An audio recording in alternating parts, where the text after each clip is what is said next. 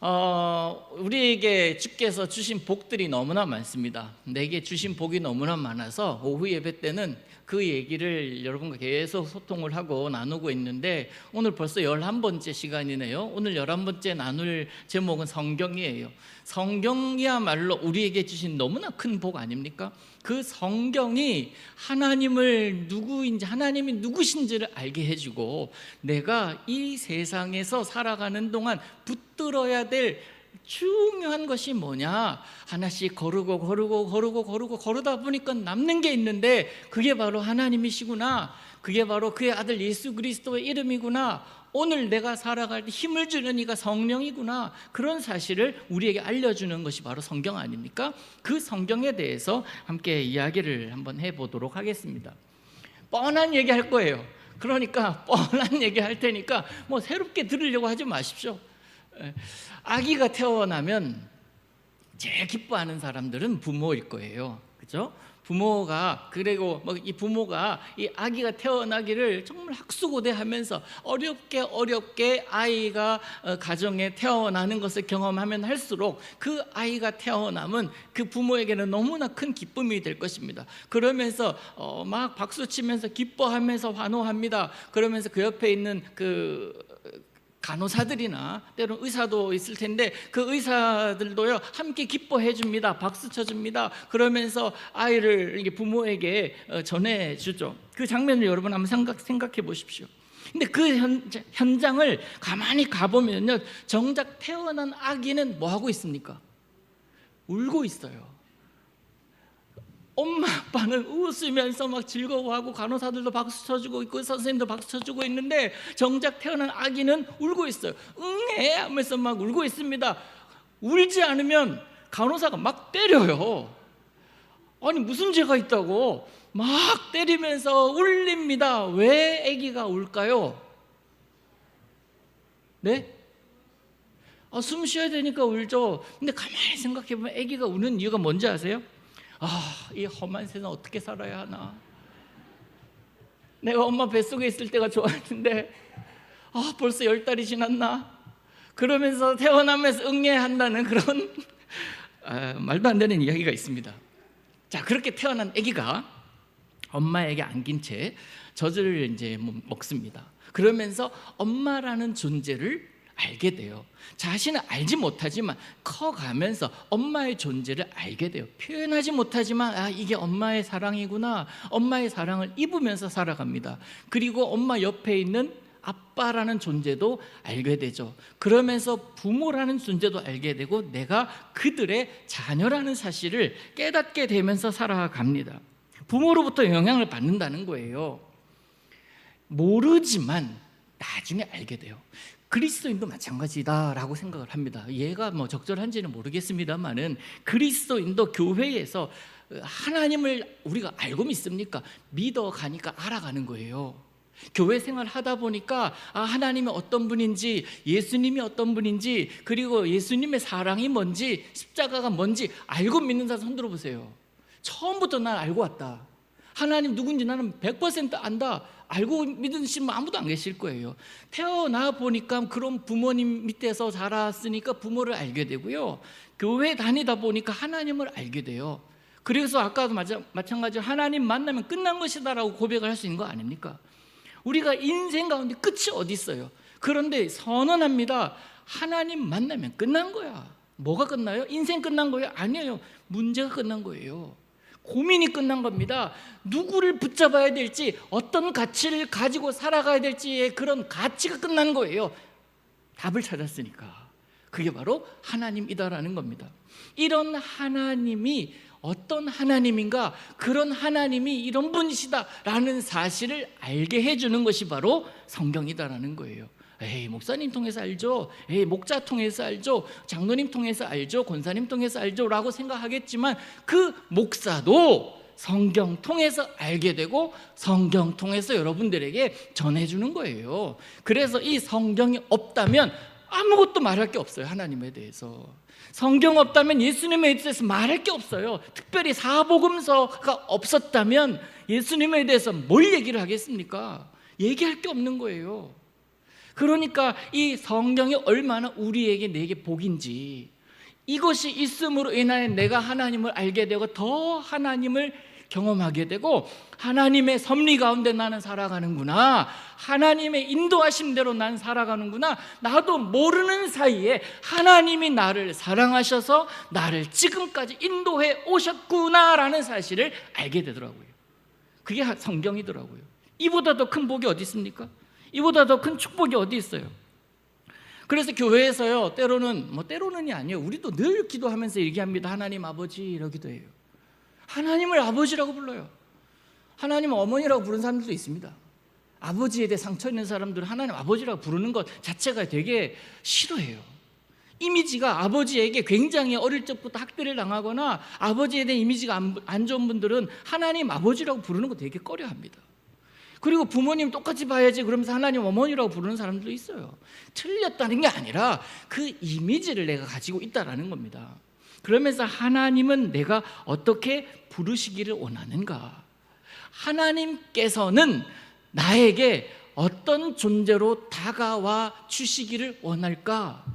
여러분, 그걸 한번 생각해 보시자고요. 하나님을 친근하고 가깝게 부르는 표현 중에 하나가 하나님 아버지 아닙니까? 하나님 아버지라고 불러요. 문제는 살아가는 동안 말씀드렸다시피 아버지에 대한 이미지가 별로 안 좋아서 그것을 부르기를 꺼려하는 사람도 있지만 말이에요, 특별히 한국 사회에 그런 사람들이 많아요. 우리 사회가 유교적인 것을 바탕으로 하고 있으니까 아버지는 권위적이에요. 무게가 있어요. 저같이요, 이런 사람은요, 아버지의 상에 저한테서 찾아볼 수가 없어요. 무거워요. 아버지라는 이미지가. 아버지하고 친근함이 아니라 아버지는 저기 어머니 저 위에 계시는 분이야. 그래서 친근한 게 어머니예요. 엄마랑은 친한데 아버지랑 그렇게 친하지 못한 경우가 종종 있습니다. 자기가 아버지이기 때문에 또 자녀들에게 막 친근하게 다가가거나 섣불리 다가가지 못하는 분들도 종종 봐요. 채통을 지켜야 돼요. 채통을. 아버지로서의 이 무게를 보여주기 위해서라도 그렇게 막 지냅니다. 아버지에 대해서 두 가지 예를 들어볼게요. 하나는 제가 경험한 것이고 하나는 책에서 본 겁니다.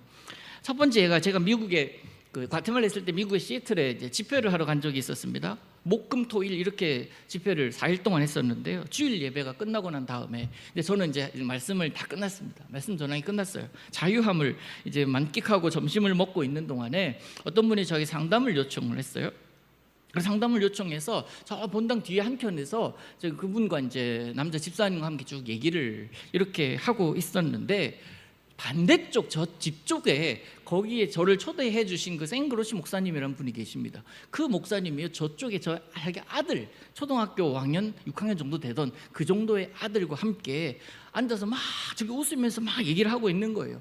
그런데 거기 앉아서 뭐 게임을 하고 있는데 그 주변에 한 서너 분이 성도님들이 서가지고 이렇게 쳐다보고서 함께 막 박수치고 그 꼬맹이를 막 고개를 쓰다듬고 야 잘한다 막 그러고 있는 거예요. 그러면서 이제 제가 상담을 마치고 뭐 하시나라고 해서 가봤더니 뭐 하고 계신지 아세요? 목사님과 아들이 제 뒤에 앉아가지고 미국에 이제 왜 트럼프 카드 있잖아요. 카드 놀이를 하고 있는 겁니다.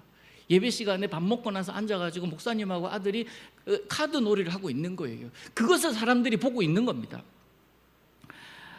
한국 교회에서 못 보는 현상이에요. 여러분 그 이해하시겠어요? 제가 예배 끝나고 난 다음에 저희 딸이랑 저 뒤에 앉아가지고 카드 화투 치고 있다 생각해 보세요. 11시 드린 예배 때 드렸던 모든 은혜와 모든 감동과 우와 하나님 감사합니다 했던 그 은혜의 모든 그릇이 확 쏟아지면서 목사님이 어떻게 그럴 수가 있지, 예배당에서 화투 치고 있네 그러면서 왜 나랑 안 쳐, 이런 것이 아니잖아요. 어떻게 그럴 수가 있지? 목사님이 거룩하지 못하게? 그런데 그 목사님과 그 아들은요, 그것을 너무 즐거워하면서, 그리고 그 목사님의 아들이 낸 그 한 장으로 인해서 되게 칭찬을 하고 사람들도 고개를 쓰다듬으면서 이야 너 이거 잘냈다 그러고 있는 거예요. 충격이 저한테는 있을 수 있지 않겠습니까? 처음 보는 장면이거든. 두 번째 예를 하나 더 드릴게요. 어느 가정에, 이건 책에서 본 이야기예요. 아버지 친구들이 집에 놀러 왔습니다. 아버지 친구들이요. 집에 놀러 아버지가 이제 방에 있는 아들을 불러냅니다. 그리고 인사를 시키잖아요. 친구들이 왔으니까, 아버지 친구들이 왔으니까 당연히 인사하고 가라고. 이 아들 내 아들이라고 하니까 그 친구들이 그 처음 본 아들이기 때문에 봅니다. 보고 나서 우와 멋있다, 키도 크고 잘생겼네, 야 정말 야 너한테서 이런 아들이 났다고 하면서 이 아들 되게 칭찬해주고 지켜준 거예요. 그때 그 아버지가 뭐라고 한지 아세요? 아유 키 크고 잘생기면 뭐 공부를 못하는데 왜 그런 말을 하냐고. 아니 불러가지고 인사시키고 그래 내 아들 그래, 아이고 키 크고 잘생기기만 한 줄 알아? 얘가 봉사활동 얼마나 잘하는데, 얼마나 건강해서 밖에 나가서 농구하면은 얘네들 친구들이 얘가 없으면 재미없다고 꼭 얘를 불러내가 하면서 칭찬해주면 좋을 것을, 아이고 그럼 뭐 공부를 못하는데. 그 얘기를 들은 아들은요 어떻게 하겠어요? 그 다음에 누군가가 찾아와서 아버지가 자기를 불러내도 나가고 싶겠어요? 안 했겠어요? 안 나가고 싶어요. 집에 딱 있는 듯 없는 듯 살아갑니다. 아버지가 부를 때는 아버지가 때로는 응답도 안 할 거예요. 자는 척 할걸요. 때로는 공부하는 척 할걸요. 그런데 만약에 그것만인 줄 알아? 얘 얼마나 봉사활동 잘하고 친구들한테 인기가 많은데 얘가 없으면 농구가 재미가 없대. 얘가 없으면 농구할 때 걔네들 진단 말이야. 늘 불려가. 얼마나 멋있는 놈인지. 그렇게 칭찬했다면 다음번에 아버지가 불렀을 때 나올까 안 나올까요? 지가 나와요. 지가 나와서 문 열고 인사하고 막 들어갈 거 아닙니까? 자, 첫 번째 아들 아버지, 두 번째 아들 아버지, 어떤 아버지가 진짜 아버지일까요? 진짜 아버지일까요? 여러분 마음속에 야 멋있다라는 생각을 하는 아버지가 있죠. 그럼 여러분 그렇게 살고 계십니까? 그런 어머니로 살고 계세요? 그런 아버지로 살고 계세요? 육신의 아버지를 우리는 그렇게 경험하면서 살아갑니다. 그렇게 판단하면서 살아갑니다. 그러면서 때로는 난 저런 아버지가 돼야지, 아니 난 때로는 저런 아버지가 싫으니까 아버지 저렇게 나는 살지 않아야지 하는 그런 생각을 하면서 살아갑니다. 네, 육신의 아버지는 그래서 때로는 한계가 있고요, 때로는 아무리 좋게 표현하더라도 때로는 오해를 하기 때문에 부딪히는 경우가 분명히 있습니다. 육신의 아버지는 그렇게 생각하더라도 그러면 성경에서 말하는 하나님 아버지는 어떤 아버지로 여러분은 생각하고 계십니까? 그 아이, 그 생글로시 목사님의 아들 그 아이가 지금도 사실 교제를 하고 있는데 그 아이가 하나님한테 기도할 때요 하나님 자기 옆에 있는 것처럼 기도해요. 옆에서 듣고 계시는 것을 진짜 믿어요. 그래서 그렇게 믿으면서 기도하는 것 제가 봤어요. 얘기를 해요. 하나님 있잖아요. 이러면서 기도를 해요. 하나님 있잖아요. 내가 너무 속상해요. 하나님 내가 너무너무 뿌듯해서 하나님한테 말하고 싶어요. 이렇게 표현하면서 기도합니다. 그 아이가 믿는 하나님은요 그 아버지를 통해서 친근감 있는 아버지예요. 그런데 어떤 아들은, 두 번째 아들은 오겠습니까? 하나님은 어떤 분이시겠습니까? 아무리 잘해도, 아무리 자랑할 것이 많고, 아무리 내세울 것이 많고, 아무리 귀한데 그 귀한 것은 얘기하지 않고 다 좋은데 하나 부족한 그것 때문에 지적받는 그러한 아들로 생각하지 않겠냐고 하나님. 그래서 하나님 생각할 때에 그렇게 투영한다면 하나님은 경찰 하나님인 거예요. 하나님은 CCTV를 늘 내게 딱 포커싱 해놓고 어디를 가든지 나를 감시하고, 이거 봐 너 이랬잖아, 이거 봐 너 이랬잖아, 이래도 되겠니? 이렇게 살아서 되겠니? 이런 말 해서 되겠니? 이런 생각해서 되겠니? 네가 내 자식이라면 그래서 되겠니? 라고 지적만 하는 하나님이시니 그 하나님 얼마나, 이런 표현에서 그렇지만 싫겠습니까? 여러분의 하나님은 어떤 하나님이시냐고요. 내 옆에서 내 안에서 계실 때 그 하나님을 어떻게 느끼고 계시냐고요. 여러분 CCTV 하나님, 경찰 하나님을 원하십니까? 아니잖아요. 우리 하나님 그런 분 아니시잖아요. 내 안에 거하라 하고, 내가 너의 배경이 되어주겠다 하고, 내가 너의 힘이 되어주겠다 하고, 나한테 딱 붙어있으면 너 승리한다 하는 그런 하나님 아니십니까? 그 하나님을 알게 된 비결이 뭐냐고요? 이 성경이라는 거예요.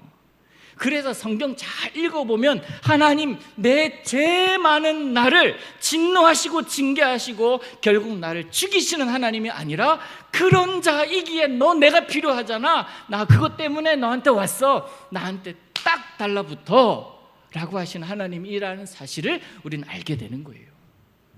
얼마나 큰 복이에요. 이 성경 그래서 사랑할 수밖에 없고, 이 성경 그래서 내가 소중히 여길 수밖에 없고, 이 성경 그래서 내가 내 인생 가운데 놓칠 수가 없는 그런 성경이다라는 이야기입니다. 이것보다 더 큰 복이 어디 있냐고요. 이것보다 더 큰 은혜가 어디 있냐고요.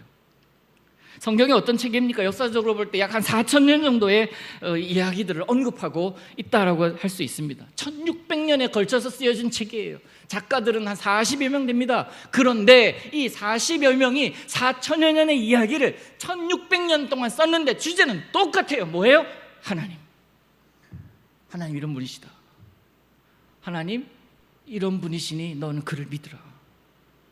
그가 살아있다는 증거가 뭔지 아니? 살아있는 모습으로 너희들에게 다가왔잖아. 그게 뭡니까? 성육신하신 예수 그리스도.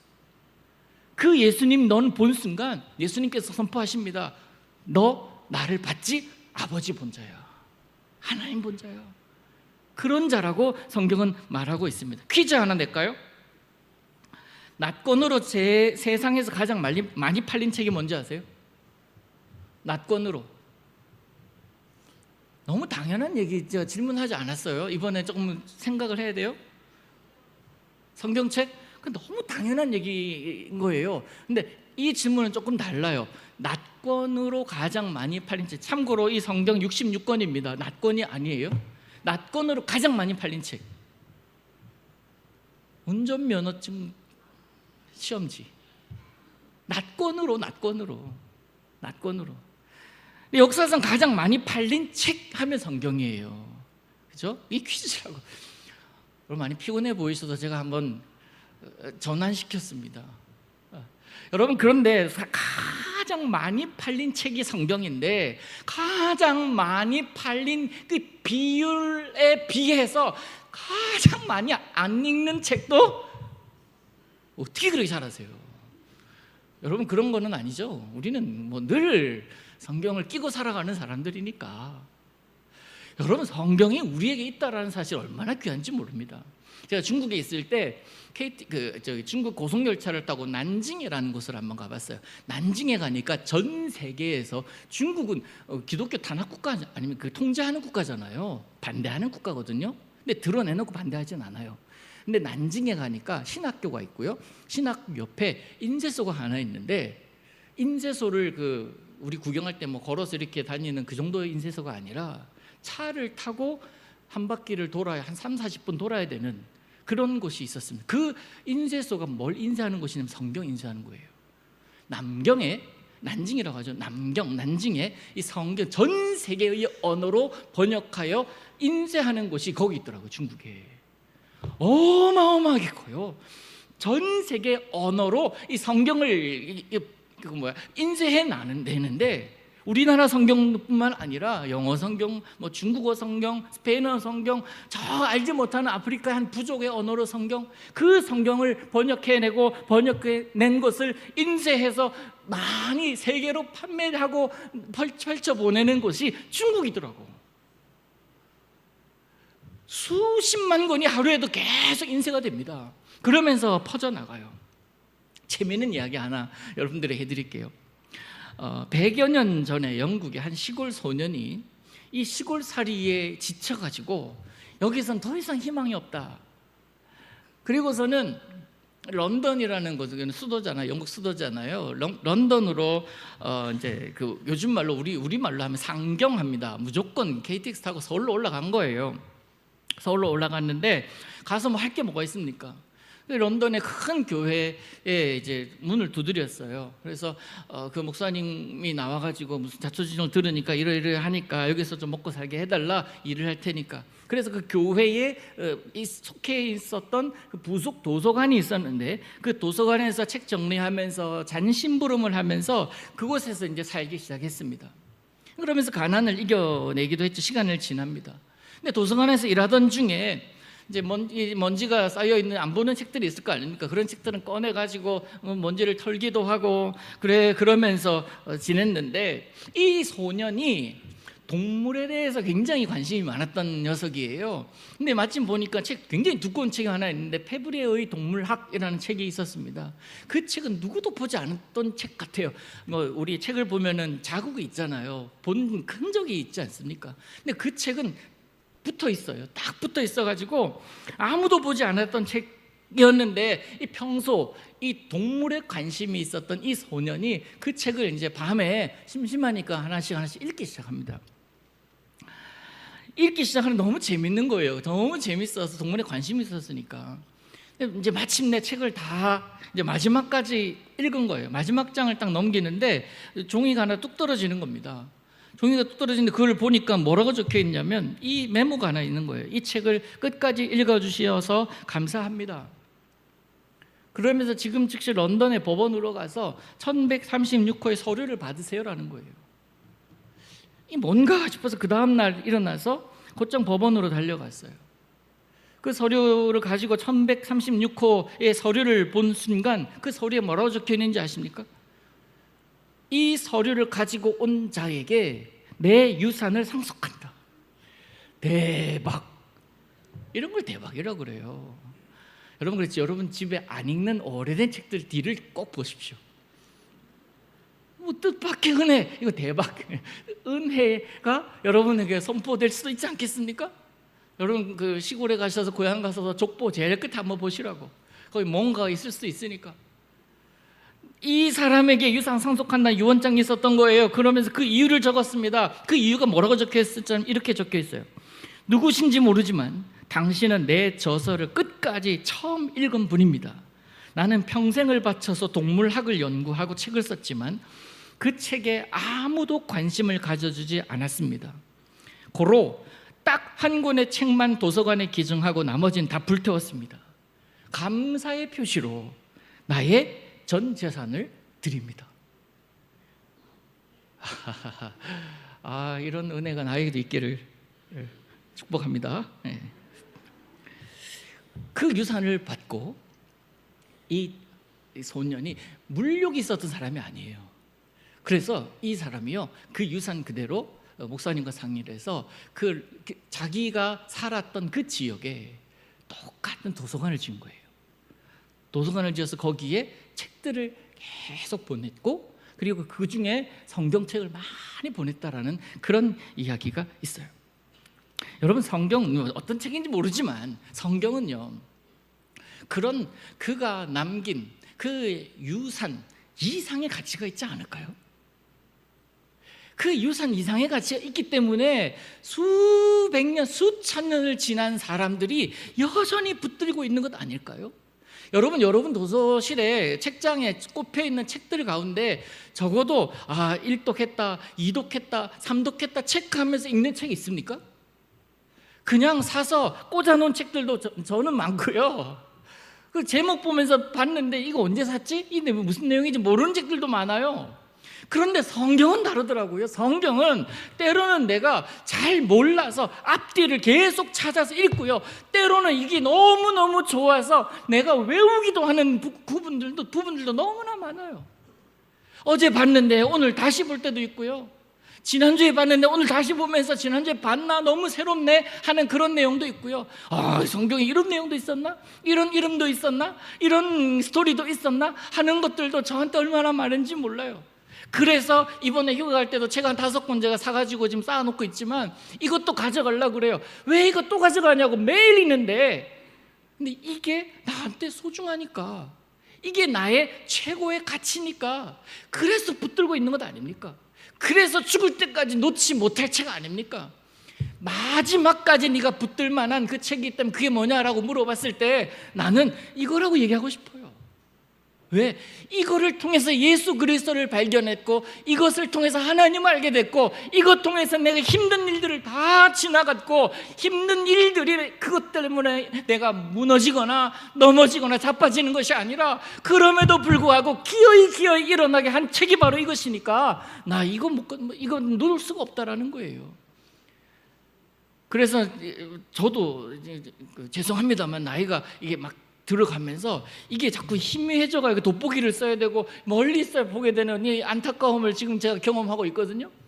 내가 눈을 떠가지고 보이는 데까지는 제가 읽고 싶어요. 그래서 참 눈이 좀 피곤하다 그럴 때는요, 제가 좀 편법을 씁니다. 틀어놔요. 이 성경 암송 이 앱을 깔아가지고 틀어놓고 계속 그걸 듣고 있어요. 지겹지도 않냐고. 반복해서 읽고 있는데 우리 권사님, 황 권사님 같은 경우는 몇 독을 1년에 하잖아요. 그래도 우리 또 엄장로님 같은 것도 몇 독을 하시잖아요. 우리가 생각하기에 심장노님 같은 경우 몇 권을 하시잖아요. 몇 독을 하시잖아요. 저렇게 나이 드신 분들도 그렇게 읽고 또 읽으시는데 우리가 왜 그렇게 반복해서 읽느냐고요. 그 안에 날마다 새로운 것들이 쏟아져 나오니까. 똑같은 것인데도 이 컵을 보니까 이 안에 물이 있다는 건 여러분 알잖아요. 그런데 똑같은 물인데도 왜 계속 마시냐고요. 그때 나에게 시원함을 주니까.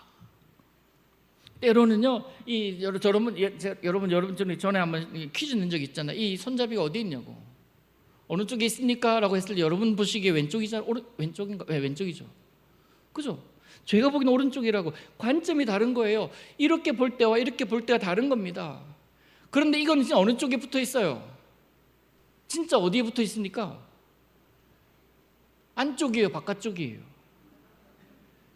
바깥쪽에 붙어 있다고. 관점이 다르더라고요. 관점이 내가 어떻게 보느냐에 따라. 성경도 그렇더라고. 하나님도요, 이쪽에서 보는 하나님, 이쪽에서 보는 하나님, 이렇게 보는 하나님, 밑에서 보는 하나님, 위에서 보는 다 달라요. 그런데 그때 나에게 힘 주시는 것은 변함없더라는 거예요. 그걸 알게 하는 게 성경이다라는 거죠. 그러니 여러분, 성경 귀하고 소중하게 여겨야 하지 않겠습니까? 여러분, 그 성경 가운데 사복음서가 있어요. 사복음서를 한 문장으로 하면 뭘까요? 예수님이요. 예수님이죠. 사복음서 없으면 예수님을 너무 알 수가 없어요. 그래서 복음서가 소중한 것이고, 바울 서신서를 한 문장으로 표현하면 뭘까요? 바울 서신서? 그것도 예수님이죠. 오늘 살아가는 여러분들, 사도행전 1장부터 28장까지 성령의 이야기가 쭉 이어져 있기 때문에 사도행전을 성령행전이라고 하지 않습니까? 28장까지 있어요. 바울의 이야기가 끝이에요. 바울 이후의 사람들 우리는 살아가고 있습니다. 그 시대를 살아가고 있습니다. 우리는 사도행전의 이야기를 일상에서 써내려가는 사람들 아닙니까? 그러면 쉽게 얘기해서 사도행전 29장이 있어요. 여러분이 써내려가야 됩니다. 무엇을 써내려가야 하겠냐고요. 여러분의 이야기? 여러분의 인생? 여러분의 인생의 이 굴곡? 그거를 이야기하시겠어요? 핵심이 뭔데? 그 굴곡 가운데 역사하셨던 예수 그리스도, 그것을 써내려가야 되지 않겠습니까? 그게 오늘 우리들에게 말하는 이야기입니다. 오늘 본문 보시면 하나님 말씀에 대해서 이야기합니다. 살아있다고 그래요. 살아있다고. 살아있으니까 지금껏 나에게 말씀하고 있는 거예요. 활동력, 운동력이 있어서 좌우의 날선 어떤 것보다도 예리하다 그래요. 당시 이 성경이 쓰여질 때는요, 주후 한 1세기 정도 됩니다. 100년 왔다 갔다 하는 그때였어요.